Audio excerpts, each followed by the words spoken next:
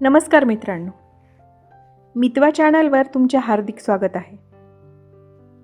कथेचं नाव आहे आई होण्याची किंमत. कथालेखन आरती खरबडकर, कथावाचन स्नेहल जाधव. केतकी खिडकीतून बाहेर पाहत होती.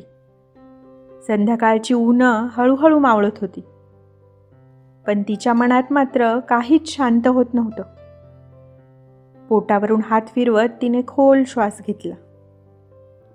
आत बाळाची हलकीशी हालचाल जाणवली आणि क्षणभर तिच्या ओठांवर हसू उमटलं.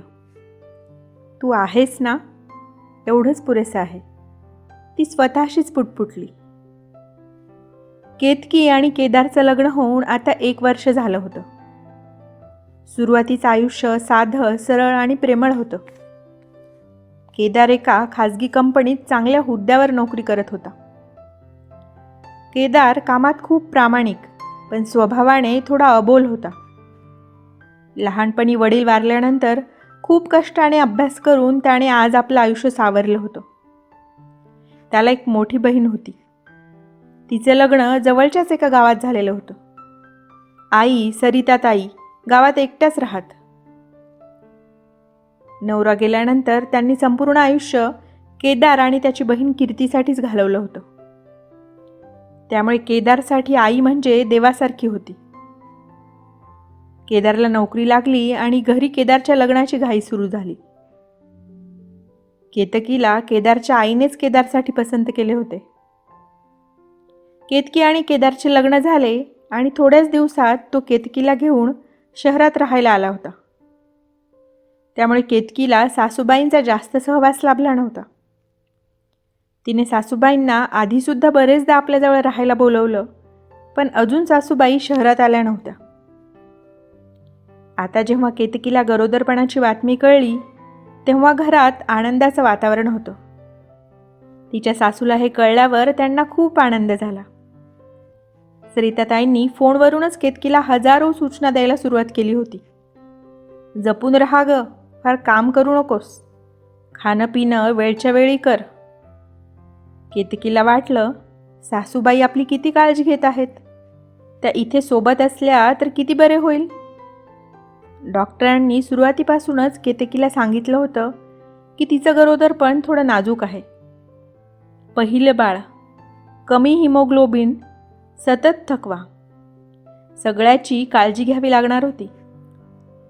केतकीला या अवस्थेत शहरात एकटेपणा जाणवत होता. केदार सकाळी लवकर निघायचा आणि रात्री उशिरा यायचा. तिला वाटलं, आई आल्या तर आपल्याला आधार मिळेल, गरोदरपणात त्यांची मदत होईल आणि मी थोडी निवांत राहू शकेल. म्हणून एक दिवस आईला इथे बोलून घेण्याबाबत तिने केदारशी बोलून घेतलं. केतू, तुला खरंच असं वाटतं का आई आली तर तुला बरं वाटेल? केदारने विचारले. हो ना केदार, या अवस्थेत मला त्यांचा सहवास हवा आहे आणि आपल्या बाळाची आईसारखं कोण काळजी घेणार? हे म्हणताना केतकीच्या डोळ्यात विश्वास होता. केतकीच्या आग्रहाखातर सरिताताई शहरात आल्या.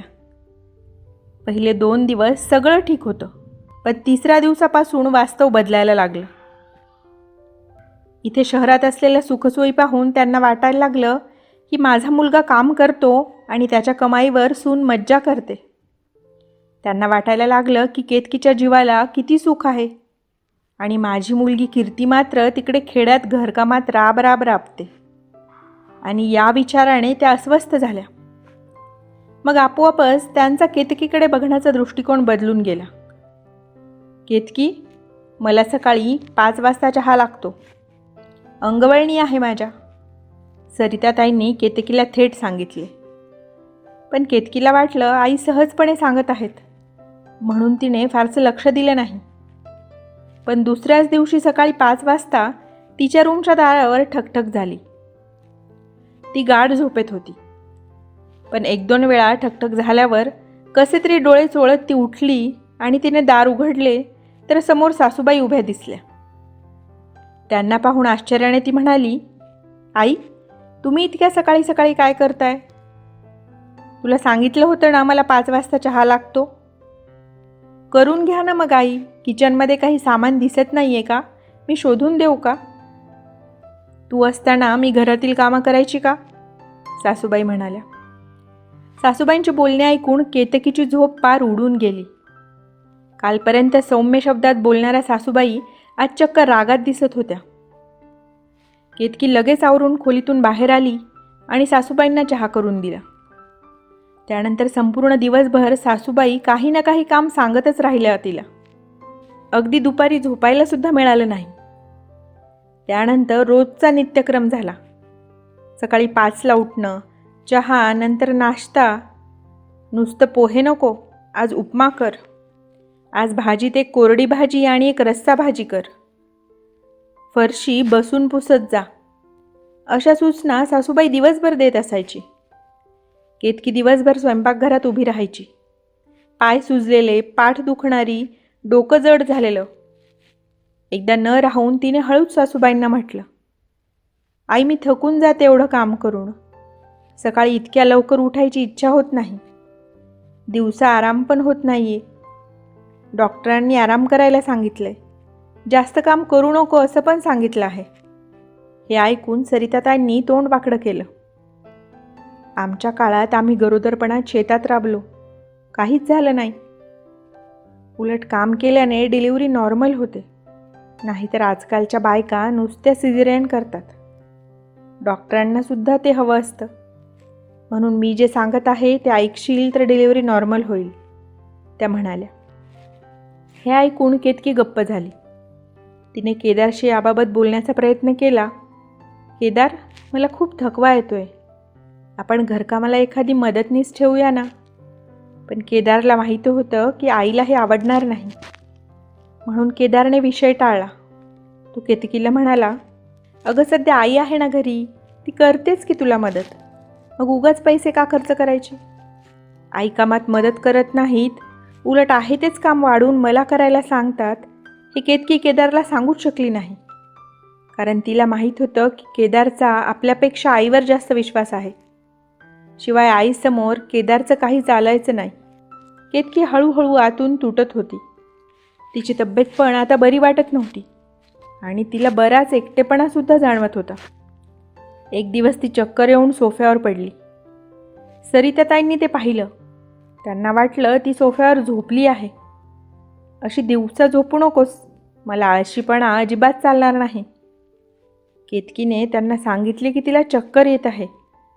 पण त्यांनी केतकीच्या सांगण्याला गंभीरपणे घेतलेच नाही.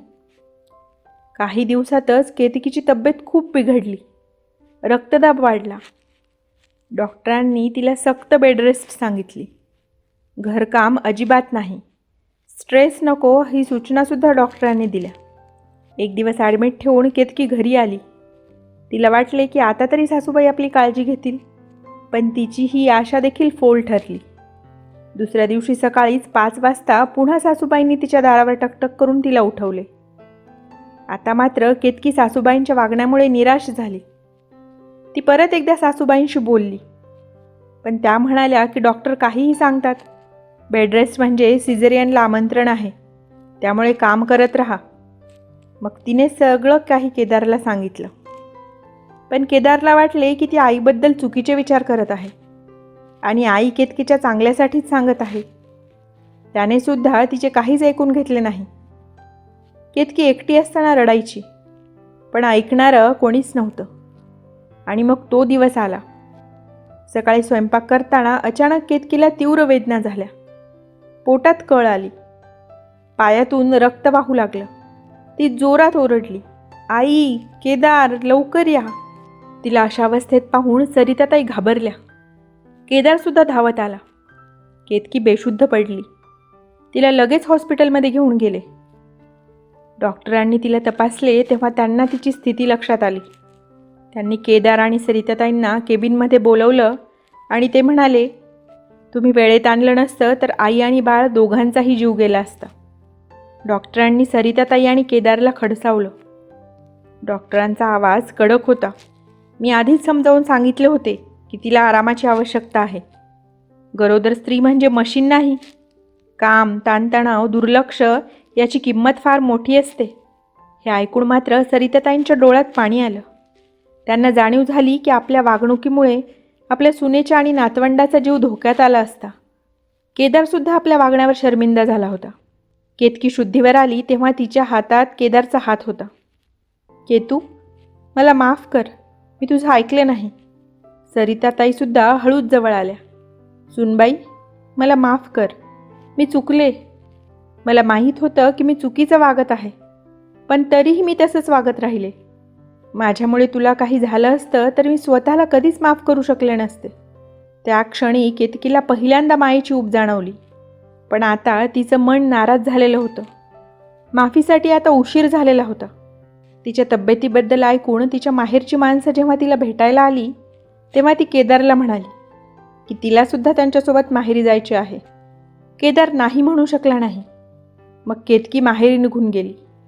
ती गेल्यावर सरिताताईंना खूप पश्चाताप झाला, पण आता खूप उशीर झाला होता. मग काही दिवस शहरात राहून त्यासुद्धा गावी निघून गेल्या. पुढे काही महिन्यांनी केतकीने एका गोड मुलीला जन्म दिला. सगळ्यांना आनंद झाला. काही महिने माहेरी राहून केतकी पुन्हा तिच्या घरी परतली. आता सासूबाई अधूनमधून यांना भेटायला शहरात यायच्या. काही महिने इथे राहायच्या आणि काही महिने गावी राहायच्या. केतकी सासूबाईंशी छान वागायची, पण मनात कटू आठवणी अजूनही होत्याच. सरिताताईंना सुद्धा जाणीव होती की केतकीने आपल्यात आई बघितली, पण आपण मात्र तिच्याशी सासूसारखंच वागलो म्हणून.